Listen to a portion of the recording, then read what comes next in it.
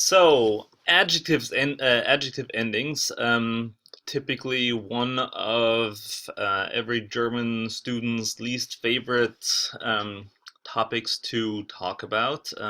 Just a little bit dreaded. I think predominantly because they don't exist in English, and that's why they are somewhat foreign to American learners of German, but they are not nearly as difficult to master as they're made out to be. And I'm going to try to explain them to you in a way that hopefully will make sense and will allow you to remember them very easily. First, though, the question of what are adjective endings and why do Germans use them? Um, Adjective endings are, as the name suggests, an ending that is added to an adjective: red, blue, long, small, enormous, intelligent, any of those descriptive words, but only in a very specific context, and that is you only use adjective endings when they are used in conjunction with a noun. Specifically, when you have a noun that is directly tied to the noun. So if you say the man is tall, the adjective is all it's all on its own, so you wouldn't have to use an adjective ending. It's just the adjective is just used in the form that we in the way in which we learn it.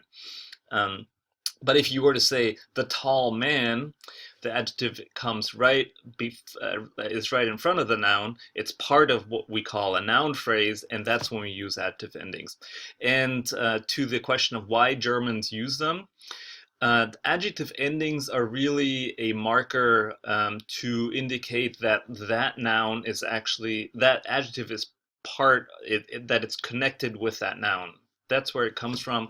And like so many times, because German has a sentence structure that is more flexible than English, you want to make sure that the speaker understands how the noun and the adjective are connected to each other. Whereas in English, you typically say um, the man is walking from the store to his house. In German, you could change that sentence or as a sentence structure and start um, from the store to his house. The man is walking the man. I mean, and I'm just using a very awkward English sentence to indicate that in German you could switch those things around. You could say, von dem Geschäft zu seinem Haus geht der Mann. And in that context, you want to make sure that if there were an adjective associated with the noun man, that you understand that those two things actually go together and that they have the function of being the subject of that sentence.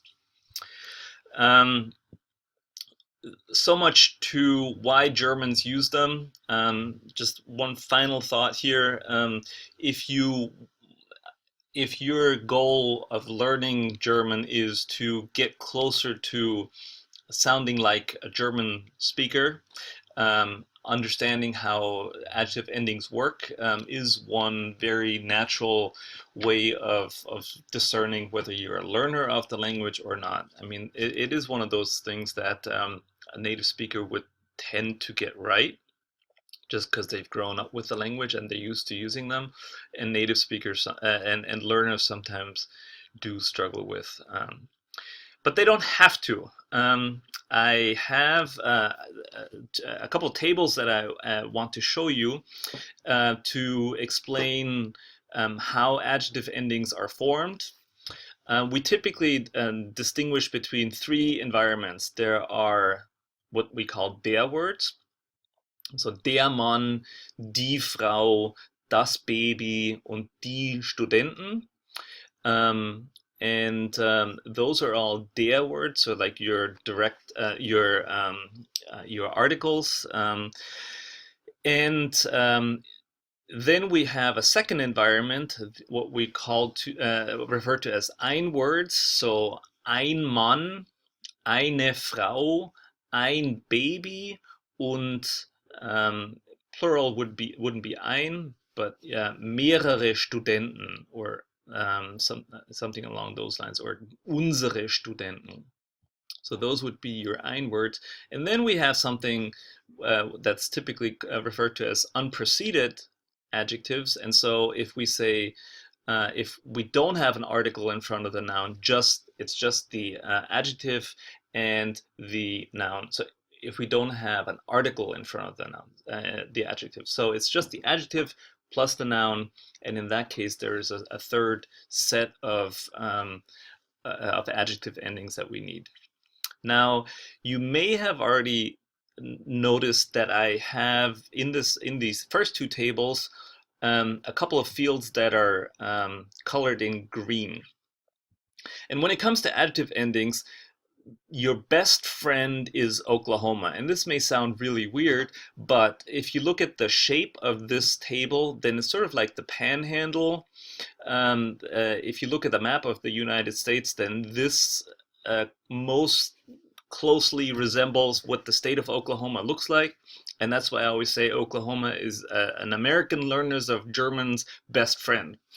What you will see and notice in the first table is that you can, within the state of Oklahoma, all the adjective endings are e's, and outside of it, all the adjective endings are en.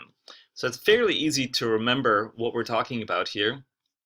Der Mann, der große Mann, in the nominative case would require an E ending, but den großen Mann would be an EN, dem großen Mann would be an EN, and des großen Mannes would also be an EN. So that's sort of how we use those adjective endings here. When we look at the ein words, Oklahoma once again becomes our best friend.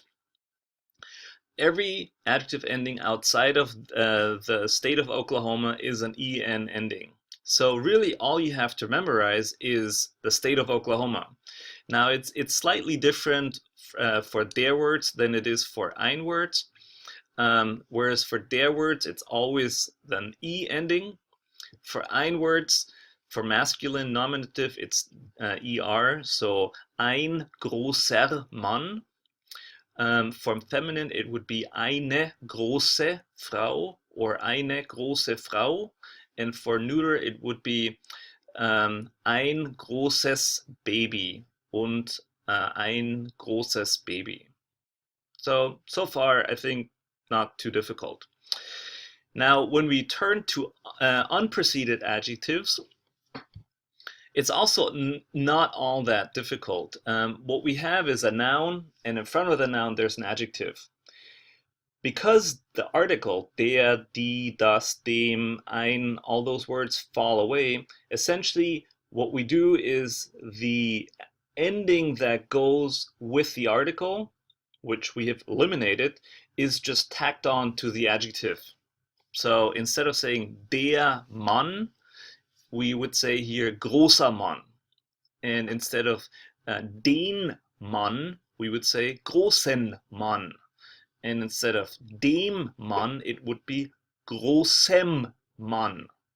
And the same goes for feminine, große Frau, große Frau, großer Frau, großer Frau, and so on and so forth. Now you notice that there's two fields that I've colored in red or orangey red, and that is because these are the two exceptions. So the article that you normally would have, the article ending, applies to everything in this table except for the genitive masculine and the neuter masculine, where it is en twice instead of es. Not so difficult, right? Let's look at a couple of examples. Der lustige Clown hat viel Spaß im Karneval. So what we have is der Clown. It is the subject of the sentence, and so because masculine nominative is within the state of Oklahoma, we would use the e ending. So let's just go back here. It's der Clown.